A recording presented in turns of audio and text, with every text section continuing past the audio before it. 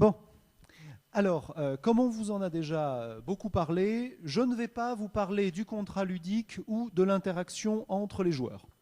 Je vais essayer de me concentrer exclusivement sur un point précis pour essayer de faire vite. Alors, le point précis sera le suivant, le rôle créatif du joueur dans la partie de jeu de rôle. Souvent, le joueur a l'impression d'avoir un rôle créatif lorsqu'il prend des décisions dans une partie. J'ai fait ça, j'ai décidé de faire ça, on a attaqué le château, on a tué le dragon. L'ensemble de ces décisions sont en fait parfaitement illusoires. Il y a une personne qui décide ce que vous avez décidé à l'avance. Celui qui a mis en place le dragon, qui a décidé que si vous tourniez à droite, vous tombiez dans un puits, mais que si vous tourniez à gauche, vous tombiez dans le même puits, parce que de toute manière, vous ne saviez pas qu'il était là, c'est le jeu. En un mot, ça veut dire que la totalité de la capacité créatrice du joueur par son action est illusoire, vide de sens. Ça, c'est le premier postulat. Il peut apparaître un petit peu extrémiste, mais il faut savoir qu'un jeu peut très bien manipuler ses joueurs. De la même manière, cela supprime toute dimension agonistique. Le joueur n'a aucun intérêt à jouer contre ses petits camarades, mis à part dans des circonstances très précises, et en tout cas, il n'a aucune capacité à jouer contre son maître du jeu.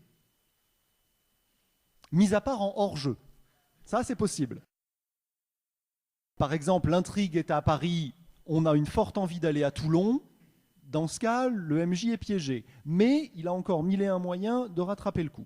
Alors qu'est-ce qui reste comme capacité créatrice une fois qu'on a enlevé la dimension de résolution de problèmes? Il reste deux aspects. La dimension purement tactique. Effectivement, confronté à un problème précis posé par le MJ. Par exemple, vous avez un dragon, il crache du feu, mais il est invulnérable à la magie, etc. Les joueurs vont faire des choix tactiques, qui là, par contre, leur sont propres. Un défaut de ces choix tactiques, ils ne sont absolument pas spécifiques au jeu de rôle. Ils sont en fait un héritage de là d'où vient le jeu de rôle, c'est-à-dire les jeux de stratégie, les wargames. Et effectivement, les plus vieux jeux de rôle s'apparentent fortement au wargame, et d'ailleurs, la dernière édition de Donjons et Dragons a fait un retour aux sources en reprenant le plateau, les figurines. Il suffit après de multiplier les figurines et vous retrouvez une bonne vieille partie de Chainmail. Bien. Alors, la question donc, c'est que si cette dimension tactique n'est pas spécifique, que les choix généraux sont illusoires, qu'est-ce qui reste? Eh bien, il vous reste une petite chose que vous possédez, sur laquelle le jeu ne peut pas faire grand-chose, c'est votre interprétation et votre personnage. Donc c'est là-dessus qu'on va se concentrer, considérer que l'interprétation est l'essence du jeu de rôle, qu'elle n'est pas l'ornement des choix tactiques, que la considérer comme telle, c'est oublier l'essentiel. De plus, pour terminer sur les choix tactiques, comme vous jouez un personnage, au fur et à mesure que vous acquérez de l'expérience de jeu, les choix tactiques deviennent mécaniques et par conséquent ennuyeux. Alors pour donner un exemple, un jeu de KPDP, 7e mer, censé être flamboyant, merveilleux, avec des combats innovants où chaque fois on ne sait pas comment on va affronter le méchant. Bon ben c'est très simple, vous prenez 3 escrimeurs dotés d'aptitude offensive, un escrimeur doté de l'aptitude coup de pommeau, on réserve les attaques, le dernier donne le coup de pommeau, les attaques réservées sont balancées sur le méchant, et quel que soit son profil, il meurt. Le côté héroïque perd un peu. Voilà. Techniquement, les aspects tactiques du jeu de rôle sont toujours facilement restreints par le fait qu'on ne joue qu'un personnage et qu'on finit par le connaître. La seule échappatoire se trouve dans les jeux où vous acquérez sans cesse de nouvelles compétences. En amont, on vous donne des choses à assimiler pour ne pas vous rendre compte que vous allez finir par vous ennuyer. On vous donne aussi des nouveaux monstres, par exemple... Ça va être le livre des monstres 4 de Donjons et Dragons qui compte le célèbre Omniac, les guêpes mutantes, etc. Bon, vous allez tuer tout le bestiaire, c'est pas lassant, on aime tuer des choses. Le problème, c'est que là, on est en concurrence avec le jeu vidéo où vous avez la joie de voir l'Omniac et de pouvoir le couper en deux sur votre écran, ce qui à terme est presque plus jouissif pour les gens qui ont peut-être un peu moins d'imagination et qui ont du mal à différencier l'Omniac du Minotaure. Bon. Parce qu'ils n'ont pas le même profil. La fourrure de l'Omniac lui apporte une résistance supplémentaire. Bien. Alors, revenons donc à cette dimension d'interprétation.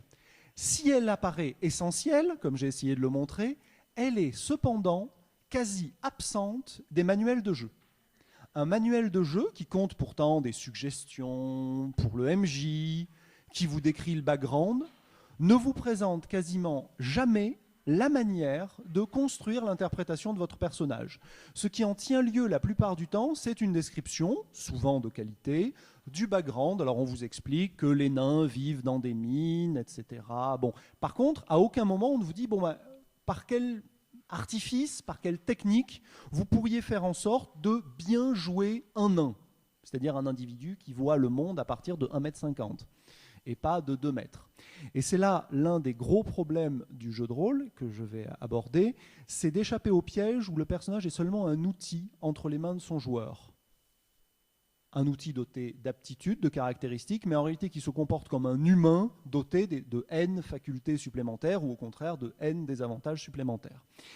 Alors, pour ça, heureusement, le jeu de rôle est une pratique récente, mais il ressemble, comme on essaye toujours de le vendre aux élus, à d'autres pratiques nobles, quant à elles, telles que le théâtre. Le théâtre a été confronté exactement au même souci que le jeu de rôle, c'est-à-dire une artificialité de l'interprétation des personnages, ce jusqu'au XIXe siècle.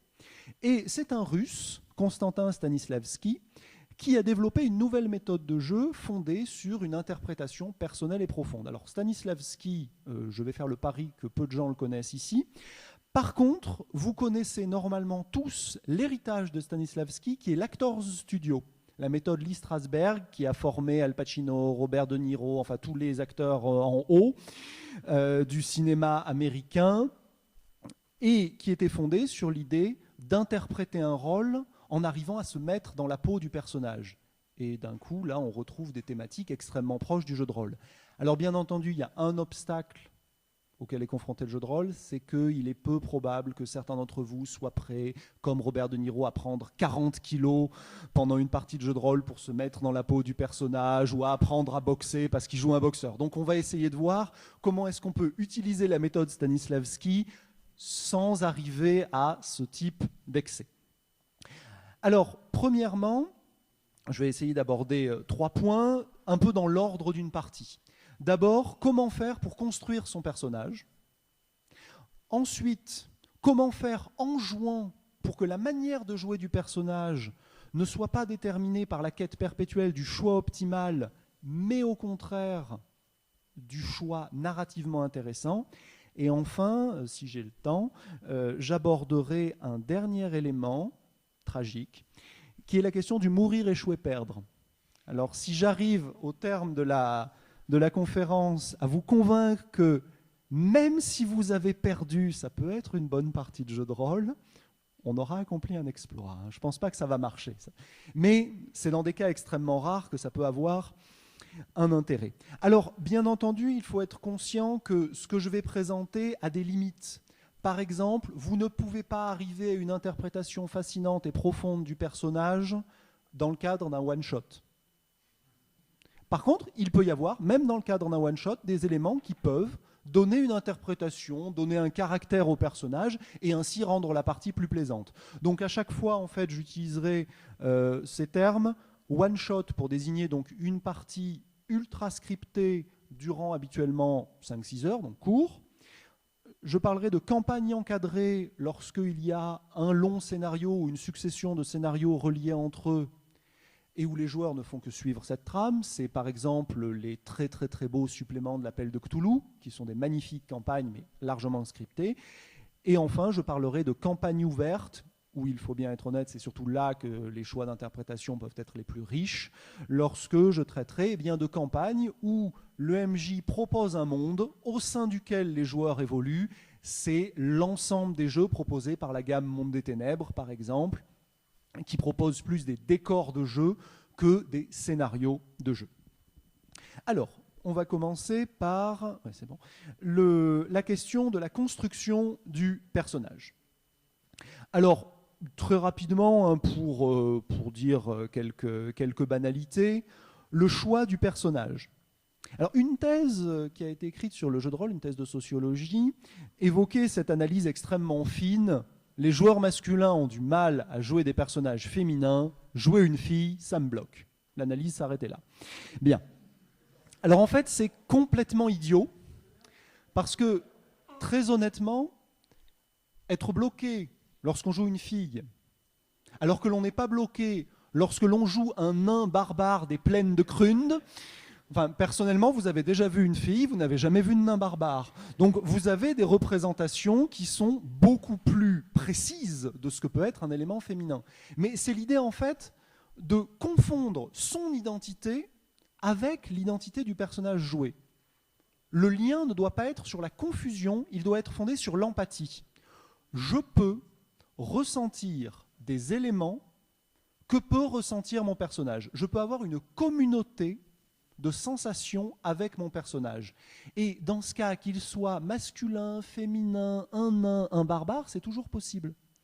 Et ça, c'est un des premiers éléments. Il faut toujours essayer de choisir un personnage avec lequel on peut se sentir une communauté de sentiments, ou du moins dont on peut comprendre les sentiments. C'était l'un des premiers éléments de la méthode de Stanislavski, toujours essayer de comprendre ce qui motive le personnage que l'on va interpréter. Alors deuxièmement, un autre élément, le background. Alors le background, déjà, là on quitte le domaine du one-shot, parce que le choix du personnage dès le one-shot, ça a un sens. Le background. Alors le background, souvent, est rédigé par le joueur, ou il lui est fourni, mais souvent il est produit comme une espèce d'histoire, un passé plus ou moins long. Il y a d'ailleurs des jeux qui favorisent le fait que les joueurs rédigent le background de leur personnage. Alors, une fois de plus, je vais être assez violent. Le background, en fait, ça sert à rien. C'est le fait que votre personnage soit né dans le village de X, ensuite qu'il ait un père forgeron. La plupart du temps, on se rend compte que dans la partie, ça n'a aucun impact. Votre père aurait pu être forgeron ou menuisier, ça ne va pas changer la manière dont vous vous comportez. Le background ne doit pas être considéré comme un récit. Il doit être construit de manière à donner un sens aux actions du joueur. Par exemple, si on prend un exemple tout simple, voilà, vous avez choisi votre père est forgeron. On s'en fiche complètement, à moins bien entendu que vous décidiez que votre personnage refuse obstinément d'utiliser des armes qu'il n'a pas testées, évaluées lui-même. C'est-à-dire qu'il est un passé qui lui donne une relation particulière à ces armes. Là, je donne un exemple extrêmement caricatural, mais c'est pour que vous compreniez bien que le background doit donner un sens aux actions. Alors, de manière un petit peu plus complexe, il peut être extrêmement intéressant de donner des regrets aux joueurs, au personnage, pardon. Le personnage a échoué à un moment dans sa vie. Bien sûr, moment dans sa vie qui présente une situation qui pourra revenir. Alors pour ça, j'aimerais citer le peu connu, parce que la gamme en fait est morte, dernier opus de Monde des Ténèbres. Je ne sais pas si vous connaissez la gamme de Monde des Ténèbres, son archétype le plus célèbre est Vampire, bien entendu. Ils ont fait une première version, puis ils ont rebooté dans un Monde des Ténèbres 2, et l'année dernière, ou il y a 2 ans, est sortie une 3e version, The Machine God, qui, le problème, a été suivi très rapidement par la faillite des studios produisant ça, donc la gamme est assez rapidement moribonde. Cependant, le livre regorgeait d'excellentes idées, et l'une d'entre elles était qu'un joueur, que ce soit pour un one-shot ou une campagne, quelle que soit sa longueur, devait fixer 3 aspirations pour son personnage. Alors bien entendu, les aspirations d'un one-shot ne sont pas les mêmes. Par exemple, dans un one-shot, mon personnage veut traverser cette ville, ou veut aller acheter ça, ou veut un meilleur boulot. Bien entendu, dans une campagne, mon personnage veut échapper à la malédiction, veut parvenir à triompher de tel adversaire. Mais le fait tout simple de définir ses aspirations, c'est facile, 3. Cela fait que ça donne un sens à la totalité des actions de votre personnage par rapport à ses aspirations. Si je fais ça, c'est pour aller dans ce sens-là. Et normalement, si vous avez un background, c'est-à-dire un passé qui explique comment vous réagissez à certains éléments, et des aspirations qui expliquent où vous voulez aller, eh bien normalement, face à chaque situation de jeu, vous ne réagirez plus en fonction de, bon, qu'est-ce qui est le plus performant, mais qu'est-ce qu'il est tout à fait normal que mon personnage fasse. Ajoutez à ça ce qu'on va appeler fort prétentieusement la mémoire émotionnelle. Le terme n'est pas de moi, il est de Strasberg, donc celui qui a adapté la méthode Stanislavski aux États-Unis, donc sous la forme de l'Actor Studio. La mémoire émotionnelle, eh bien, ce sont des impressions, des ressentis que le personnage a, que le joueur peut comprendre, voilà cette fameuse empathie, et qui vont susciter chez lui des réactions de blocage ou de comportement scripté. Alors, pour donner un exemple bien caricatural, Batman, papa, maman se sont fait tuer par quelqu'un avec un flingue. Résultat, jamais je ne touche un flingue. C'est pas compliqué. C'est ce qui a contribué à définir le personnage en un rien de temps. Et le personnage a connu une certaine notoriété ensuite. Donc apparemment, ça a bien marché. Le principe, hein, c'est un élément narratif fondamental parce que, bien entendu, c'est un tabou, en fait. C'est-à-dire vous créez des tabous pour votre personnage. Le tabou est fascinant, est intéressant parce qu'il vous permet de définir le jeu, mais aussi, bien entendu, si jamais il est violé. Par exemple, je joue un personnage qui ne devrait jamais toucher un flingue. Bon, par exemple, là, on reprend Batman. Si Batman prend un flingue, alors ça veut dire soit que ce n'est pas Batman, soit que son système de valeurs s'est effondré.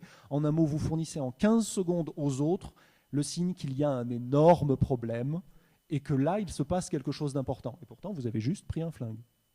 On peut donner un autre exemple, un tout simple personnage très classe. Je ne veux pas me salir. Moi, je suis devenu un vampire, Daeva, pour être classe, pour être riche. Bon, on descend dans les égouts. Non. Oui, mais tu es le seul à avoir les aptitudes d'investigation. Non. Choix tout à fait normal, pas optimal du tout, mais éminemment logique. Et qui contribue aussitôt à recréer la narration plutôt que l'équipe de PJ est une boîte à outils dans laquelle on pioche et avec laquelle on va essayer de faire les choix les plus performants. Donc ça va me fournir ma transition avec cette question du problème du personnage comme boîte à outils. Donc ce sera la deuxième partie, travailler sur maintenant comment faire jouer le personnage. Alors pour ça, je vais faire un petit détour par le monde du comics. Enfin, c'est la 14e que je fais, mais c'est pas grave. À partir d'un comics qui est pas des masses connu, qui s'appelle Swamp Thing, la chose du marais. Alors, qu'est-ce que c'est Swamp Thing ? C'est un mauvais comics lancé dans les années 70 qui raconte la fascinante histoire d'un scientifique qui fait des expériences écolo dans un marais, le labo explose et aussitôt il se transforme en homme marais doté de super pouvoirs et qui lutte contre les méchants pollueurs. Bon. Là, vous avez l'exemple archétypal de la boîte à outils. Ça n'a aucun intérêt en fait que ce soit dans un marais, ça aurait pu arriver dans un lagon. Bon, un homme, les mêmes intérêts qu'habitude, mais maintenant il a des pouvoirs.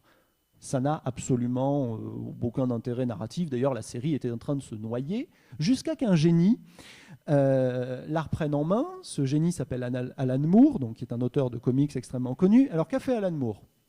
Il a gardé la même histoire avec une différence. En fait, le scientifique est mort lors de l'explosion. C'est le marais qui a récupéré la mémoire du scientifique, qui croit qu'il a une conscience, qui croit qu'il est le scientifique et qui cherche à se comporter comme un être humain. Rien n'a changé. Il y a toujours l'explosion, il y a toujours le marais. Mais là, d'un coup, vous avez un questionnement fondamental sur l'identité, sur qu'est-ce qu'un être humain. Est-ce que avoir l'ensemble des souvenirs suffit à être cette personne ? Qu'est-ce que le traumatisme de perdre cette identité ou au contraire de chercher à la retrouver ? Alors, on ne vous demande pas de faire aussi bien que du Alan Moore, sinon ne faites pas de jeu de rôle, hein, publiez, ce sera rentable. Il en est à son 4 ou 5e film passé à l'écran, il serait milliardaire s'il ne refusait pas les droits d'adaptation. Alors, par contre, des éléments tout simples. Si vous choisissez que votre personnage est un remarquable guerrier, plutôt que juste « je suis un individu qui fait des choix, mais j'ai une CC de 75 à Warhammer », j'ai une CC de 75 à Warhammer, ça veut dire que 99,9% des gens que je rends compte sont moins bons à l'épée que moi. Mathématiquement, ça me rend arrogant, ça me rend certain de mon invincibilité, ça me rend méprisant à l'égard du moindre garde que je croise. Je ne peux pas être humble si je sais que j'écrase tout le monde en 8 secondes. Il faut le jouer, ça. Vous jouez un personnage qui régénère, il ne va absolument pas vivre comme un personnage normal. Vous jouez un mage du destin qui peut rewinder la totalité des actions maléfiques qu'il lui accomplit. Pourquoi est-ce qu'il se mettrait à être prudent ? Il lui arrive un problème, il repart en arrière. Si le joueur continue à jouer de manière prudente, il ne joue pas son personnage. Donc ça, c'est un élément très important et pourtant très simple. Toutes les aptitudes du personnage doivent définir la manière dont il est joué. Et de manière éventuellement en miroir un petit peu, cette idée qu'il il est possible aussi, lorsque vous prenez une décision, d'inventer un feedback narratif. Vous avez fait un bref background. Bon. Vous êtes confronté à une situation, votre background n'a rien à voir. Vous allez faire un choix. Vous pouvez bien entendu décider, vous avez fait ce choix, bon, c'est le meilleur, c'est le moins bon. Vous pouvez aussi décider que je choisis ça parce que dans mon passé, dont je n'ai pas informé les autres jusque-là, il y a tel élément qui explique ce choix. Et ainsi, peu à peu, chaque décision importante que prend le personnage va permettre de construire un passé, et un passé qui sera cette fois-ci signifiant. Pas simplement un passé décoratif, voilà, j'ai vécu là, c'était sympa. Alors, enfin, dernier élément, donc après cette idée de feedback narratif, ouais, c'est bon. Une notion un petit peu particulière en jeu de rôle, mais qui est présente dans tous les jeux. Donc on a dit, c'est pas mal d'arriver à développer une interprétation du joueur, et là on est confronté à quelque chose, c'est une confiance en soi immense du joueur de jeu de rôle. On l'est tous, hein. Lorsque vous prenez un personnage, vous commencez par faire quoi? Vous le jouez.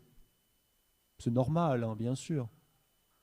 Lorsque vous avez commencé à jouer aux échecs, vous avez commencé normalement à apprendre progressivement. Et n'importe quel jeu, on apprend progressivement, lentement.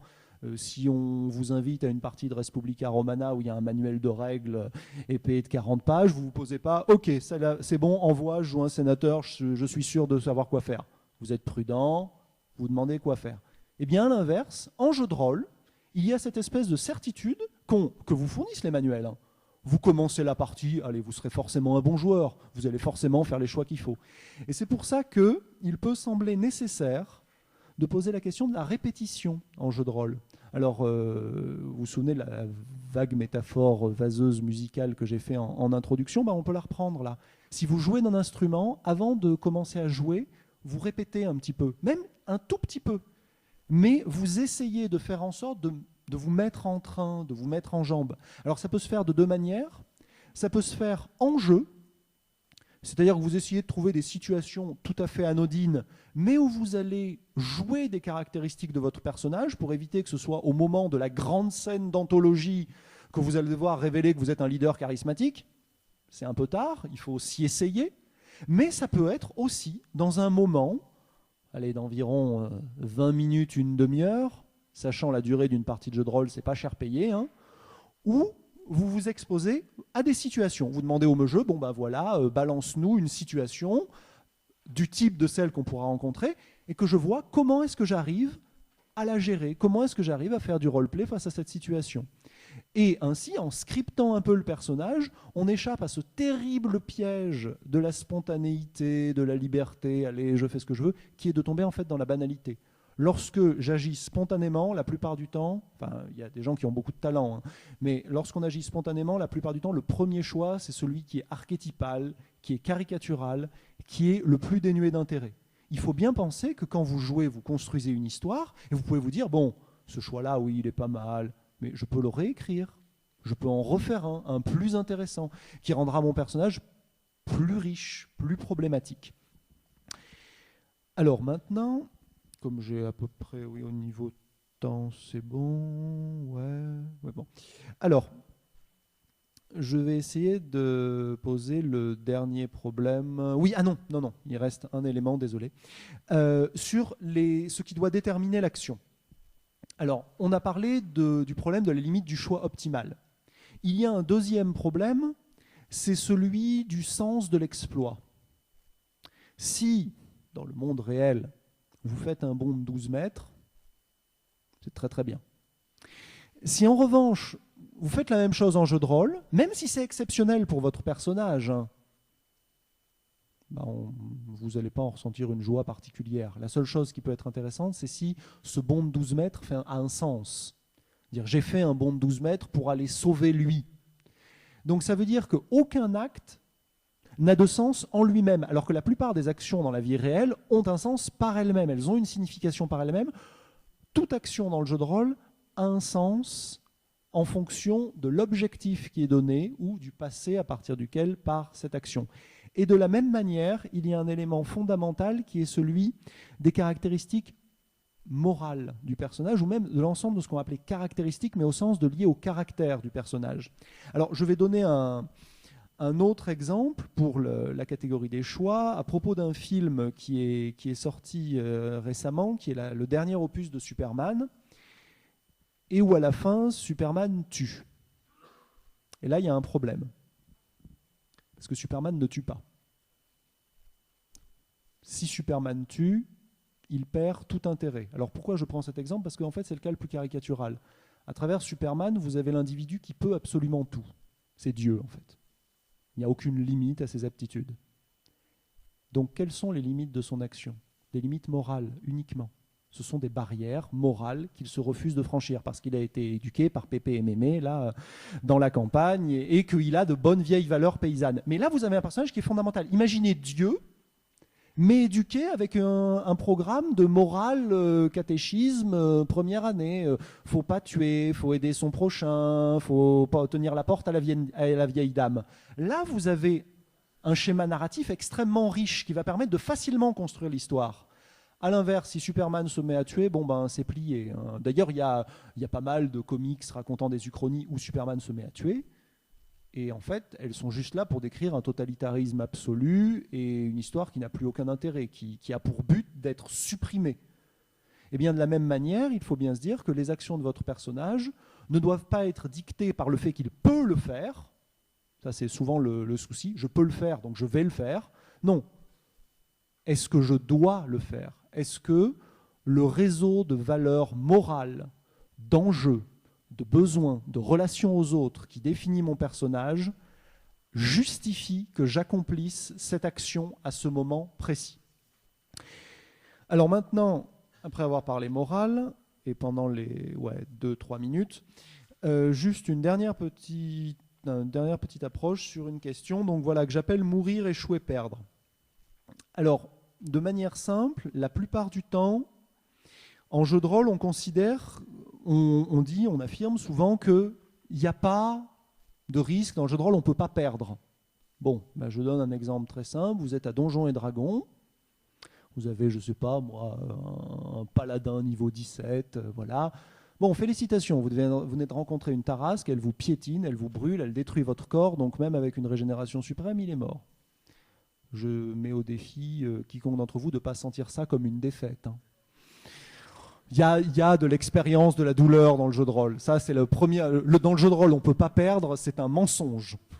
On peut perdre. Mais alors la question est comment faire en sorte d'effectivement ne pas pouvoir perdre dans le jeu de rôle. Bon, j'ai été piétiné par la tarasque, là, c'est que j'ai un jeu sadique. Mais comment est-ce que je peux réfléchir à volontairement mener mon personnage à la mort, à la défaite, à l'échec? Parce que c'est ça qui va lui donner du sens. Construire un personnage... Alors, mourir, c'est le plus simple. C'est bon, il y a... Ah oui, flûte, j'allais dire, personne ne nous entend. Oui, c'est juste enregistré et mis sur Internet. Mais bon, voilà. Mourir, c'est le plus simple dans le sens où la mort héroïque peut apparaître comme un succès. Un personnage peut décider de se sacrifier pour une cause, pour sauver quelqu'un, pour accomplir un acte glorieux. Donc, l'action de mourir... bien que douloureuse, surtout si elle est définitive, hein, on oublie les genres « Ah, je suis mort, bon, c'est pas grave, je ressuscite avec un point de constitution en moins, bon, un peu dérisoire comme sacrifice. » Mais voilà, cette idée, je meurs définitivement, mais cette mort a un sens. Donc, plutôt, ce qui peut être intéressant, et là où je pense que je vais parler chinois, parce que je dois avoir en face de moi des joueurs, et ça ne va pas leur parler, c'est échouer et perdre volontairement. Oui. Non, mais c'est une vieille marotte que j'ai. C'est l'idée de construire des personnages pour les insérer dans une narration qui n'aille pas vers la victoire. On peut très bien raconter une histoire passionnante sur comment un personnage a échoué dans sa quête. Il suffit de prendre un exemple très simple. Les mythes grecs. Il y a maintenant pléthore, c'est récent, mais ils se sont multipliés, de jeux qui se passent dans l'Antiquité grecque et où vous pouvez jouer des héros. Il y a un énorme défaut. Le héros, c'est un loser. Or, le héros calibré jeu de rôle, c'est le winner absolu. Il va finir par gagner. Ben non, si on veut véritablement faire un jeu où on veut ressentir l'atmosphère du mythe grec, il va falloir que vous morfliez tout le temps et que vous finissiez par perdre parce que les dieux sont tout-puissants, omniscients et qui vous écrasent quand ils veulent et qu'ils ont décidé comment vous alliez perdre. Et ce n'est que comme ça qu'on peut ressentir l'atmosphère qui peut être fascinante du mythe grec. Un autre exemple, et là qui est un jeu de rôle immensément connu, l'Appel de Cthulhu. Bon, l'Appel de Cthulhu est tiré des nouvelles de l'écrivain américain H.P. Lovecraft, ceci était la pause pédagogique, dans lesquelles le personnage soit se suicide, soit devient fou, soit se révèle être sa plus grande peur, c'est-à-dire une créature lui-même corrompue et maléfique. En aucun cas, les scénarios du jeu de rôle de l'Appel de Cthulhu ne sont calibrés pour que ce soit un objectif de jeu. Alors attention, dans l'Appel de Cthulhu, on devient souvent fou. On se suicide parfois. Mais à aucun moment un scénario n'envisage que ce soit le but. C'est un obstacle. Le but, c'est d'arriver à terminer le scénario. Et aucun scénario ne se termine par « Félicitations, vous êtes devenu fou ». Et ça, c'est une erreur.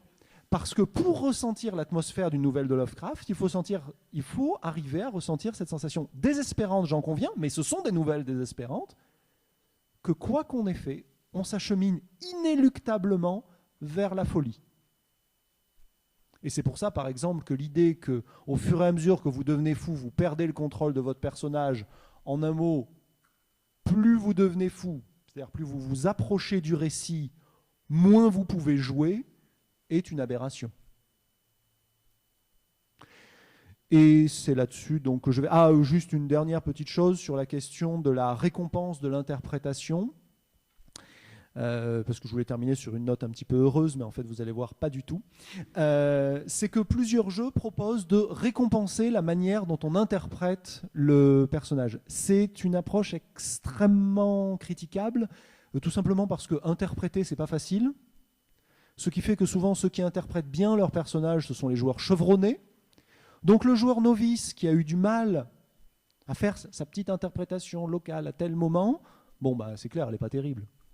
Mais est-ce que ça vaut la peine qu'on lui dise « Eh ben, c'était nul, t'as un XP ». Alors par contre, celui qui joue depuis 25 ans, là, qui est calibré, qui sait très bien jouer ça, il a fait un super discours, c'était génial. Ce qui peut être récompensé, en revanche, c'est la manière dont a été construite par l'ensemble des joueurs un récit intéressant. C'est-à-dire comment on a fait en sorte que le débutant fasse un moment de bravoure. On peut lui souffler au début. Je rappelle qu'au théâtre, les souffleurs existent, que les acteurs répètent le texte, qui se conseillent entre eux. C'est-à-dire qu'il y a des approches du jeu, pourtant chez des gens que j'admire profondément, par exemple Olivier Legrand qui a fait des conférences l'année dernière, qui jouent in-game. C'est parce que c'est des pros. C'est-à-dire qu'eux, ils jouent leur personnage tout le temps. Jamais de hors-jeu. Quand ils discutent d'un cas, c'est les personnages qui discutent du cas. C'est parce que ce sont des prodiges. Quand on est moins bon, on peut tout à fait utiliser la célèbre formule du cerveau collectif. Quelle est la meilleure situation? Qu'est-ce qu'on peut faire? Pas forcément le meilleur choix, attention, hein, pas comment on va s'en sortir, mais qu'est-ce qui pourrait être extrêmement intéressant que tel personnage fasse à ce moment-là? Je voulais terminer là-dessus pour rassurer les ligues de jeunesse. Quand je parle d'interprétation, je n'évoque bien entendu pas le fait de confondre notre identité avec celle de notre joueur et de croire que nous allons devenir maîtres du monde parce que nous avons la gemme ultime de Niar. Mais bien entendu, cette idée qu'on crée un récit, que ce récit est créé de manière collaborative et que donc parfois, ça peut être un autre joueur qui a l'idée géniale pour votre personnage. Et c'est pas grave du tout si c'est quelqu'un d'autre qui l'a eu. Voilà, je vous remercie, j'ai terminé.